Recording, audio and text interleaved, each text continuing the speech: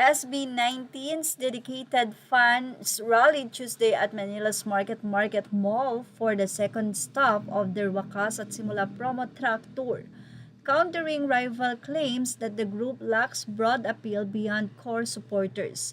The hashtag SB19 para sa masa hashtag hit number 1 on X music trends in the Philippines, which crowds chanting in black and white merch and lines snaking through the plaza.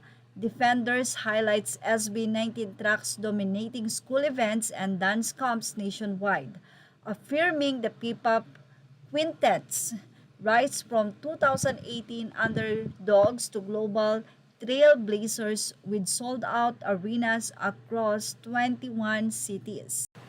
Sa nasabing trends na ito mula kay Sarah is into Stel June, nandito na kami sa Market at may dalang birth certificate as proof na Pinoy kami at qualified kaming part ng masa. Pinatunayan to ng mga fans matapos lumabas ang isang post na sinabi ng isang netizen na hindi daw mahal ng masa o ng Pinoy ang SB19. Sa ituloy ng isang fans, kinakabahan ako baka next song ng SB ay masa, hahaha, hindi malayo. So narito pa ang tanungan ng update sa Market. Say ng isang 18, ano na ang update sa Market? Madami na bang tao? Narito po ang sagot. As of now, nasa 180 na, hahaha. Say naman ng isa, hahaha, laro. Unti na lang kulang para present na ang lahat. 250 lang ang 18, diba? Kasi nga daw, hindi daw mahal ng masa ang SB.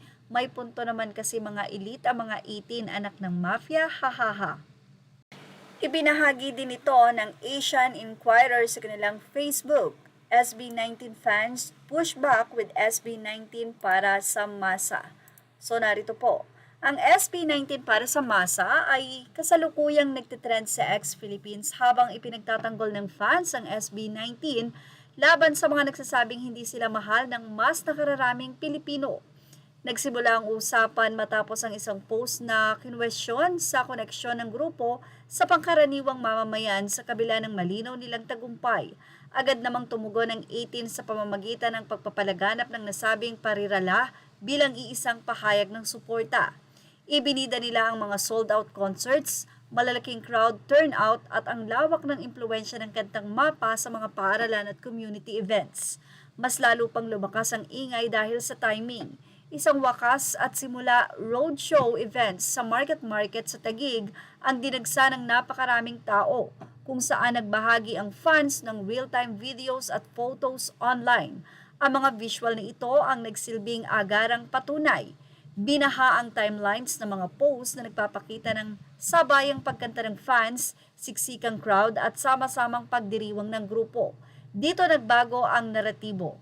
Mula sa kritisismo, naiwi ito sa mas malakas na pagpapakita ng grassroots support para sa SB19. Ang pariralang para sa masa ay hindi na lang hashtag, naging simbolo ito ng identity ng grupo at ng kanilang fanbase. Patuloy pa rin ang diskusyon online sa mainstream versus niche, ngunit pinapakita ng ganitong fan-driven trends kung gaano katibay ang koneksyon na iyon. Para sa SB19, lampas ito sa charts o streams. Ito ay tungkol sa kung sino ang tunay nilang naaabot sa mismong komunidad.